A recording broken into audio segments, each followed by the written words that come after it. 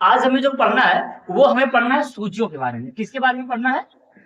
सूची के बारे में। देखो, एक तो भारतीय संविधान में अनुसूची है, जो अनुसूचियां 8 है उसको छोड़कर के क्या पढ़ना है? सूची। सूची हमारे संविधान में 3 है, और ये क्यों है इसके बारे में चर्चा करते हैं, और क्या क्या इनमें आता है। ठीक है, कितनी सूचियां हैं? 3। तो एक है जो हमारी, वो है राज्य सूची, राज्य सूची, ठीक है ना। एक कौन सी है? राज्य सूची। और दूसरी जो है संघ सूची, और तीसरी है समवर्ती सूची, समवर्ती और सूची, ठीक है ना। यही 3 सूचियां हैं, राज्य सूची, संघ सूची और समवर्ती सूची। ये शेड्यूल बनाया गया है, इसलिए बनाया गया है कि कौन सी सरकार, हमारे गवर्नमेंट, हमारे यहाँ 2 गवर्नमेंट है ना, एक केंद्र सरकार और एक राज्य सरकार। तो कौन सी गवर्नमेंट को कौन सा कार्य करने का अधिकार है, ठीक है ना, कौन सी गवर्नमेंट को कौन सा काम करने का अधिकार है, यही सारी बातें किसमें लिखी गई हैं? तो सूचियों में। ठीक है, तो जो राज्य सूचियां हैं इसमें राज्य को शक्तियां दी गई हैं। क्या किया गया है? राज्य को शक्ति प्राप्त है, और जितनी भी शक्तियां प्राप्त हैं वो उस राज्य जो है केवल उन्हीं पर क्या कर सकता है? कानून बना सकता है। जितनी उनको शक्तियां प्राप्त हैं उसी पर क्या कर सकते हो? कानून बना सकता है। ठीक है ना। और अब आते हैं संघ सूची पे, ठीक है ना। संघ सूची में वो भी जो है वो संघ यानी कि केंद्र सरकार को, केंद्र सरकार को, ठीक है ना। केंद्र सरकार को इसमें क्या है? शक्तियां प्राप्त है, लगभग 100 प्रकार की शक्तियां उनको दी गई हैं, ठीक है ना, कि आप इस पर क्या कर सकते हैं? कानून बना सकते हैं। जैसे यूनिवर्सिटी 2 प्रकार की होती है। अभी देखो, एक स्टेट में जो छोटी सी होती है, जैसे आप हमारे अगर आसपास में जानते होंगे पूर्वांचल, एक आजमगढ़ में महाराजा सुहेलदेव के नाम से यूनिवर्सिटी खुली है। ये सब क्या है? ये राज्य सरकार में आएंगे।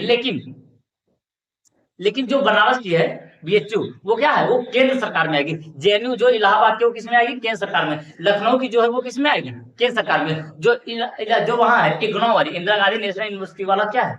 वो भी दिल्ली की जो है वो किसमें आएगी? केंद्र सरकार में आएगी। ठीक है ना। तो इन सब में कानून बनाने का अधिकार किसका है?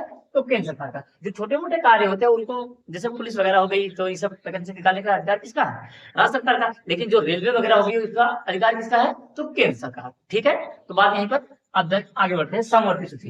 देखो, समवर्ती का मतलब होता है कुछ कुछ चीजें केंद्र में भी आ जाती हैं और कुछ कुछ चीजें होती है जो संघ में भी आती हैं, ठीक है ना। तो इन दोनों का जो कॉम्बिनेशन है, दोनों का कॉम्बिनेशन वही आ जाता है किसमें? केंद्र सरकार में, सेंट्रल गवर्नमेंट, ठीक है ना। इसमें कौन बनाएगा कानून? तो सेंट्रल गवर्नमेंट और स्टेट गवर्नमेंट, ठीक है ना। सेंट्रल स्टेट गवर्नमेंट, यानी कि केंद्र सरकार और राज्य सरकार दोनों मिलकर के जिसमें कानून बनाएंगे उसी को कहा जाता है समवर्ती सूची। अगर आप किसी भी कंपटीशन का एग्जाम देंगे, ठीक है ना, तो उसमें हो सकता है, अब देखो इतना सेव से कह नहीं सकते ना, नहीं तो हम खुद ही पास कर लेते हैं, ठीक है ना। लेकिन हाँ, आप देंगे तो मतलब कुछ कुछ तो उम्मीद है ही कि यहाँ से क्वेश्चन आपको 1-2 नंबर का पूछ दे। बात आप समझ रहे हैं ना। तो सूचियों से क्वेश्चन उठा लेता है। और एक बात, एक है अपशिष्ट सूची, इसका पता नहीं आपने नाम सुना कि नहीं सुना है। एक है अपशिष्ट सूची, अपशिष्ट सूची। अब ये अवशिष्ट की सूची क्या है? सूचियां तो सिर्फ 3 है, केंद्र, राज्य और समवर्ती। तो समझते हैं हम लोग अवशिष्ट सूची। अवशिष्ट सूची का मतलब है खाली पन्ना।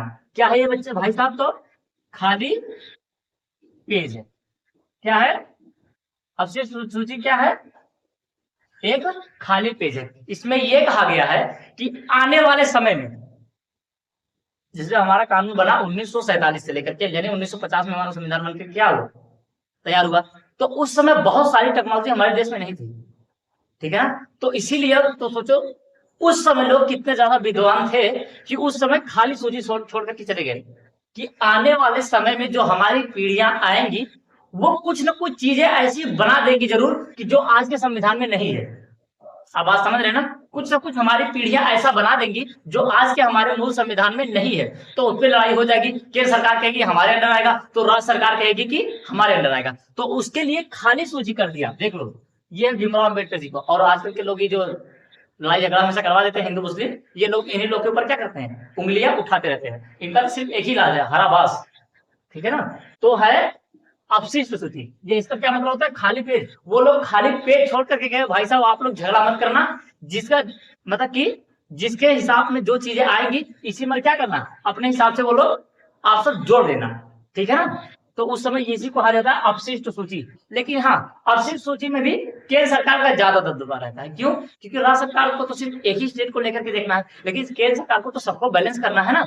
इसीलिए अपशिष्ट सूची में भी ज्यादा पावर किसकी चलती है, मतलब ज्यादा मान्यता किसको है, तो केंद्र सरकार को, ठीक है ना। तो 3 अनुसूचियां, राज्य सूची, केंद्र ओ अनुसूची, सॉरी 3 सूचियां, राज्य सूची, केंद्र मतलब संघ सूची और समवर्ती, ये तो हो ही गई। और चौथी वाली कौन सी है, तो अपशिष्ट सूची। इसमें क्या है भाई साहब, तो ये क्या है, खाली पन्ना है।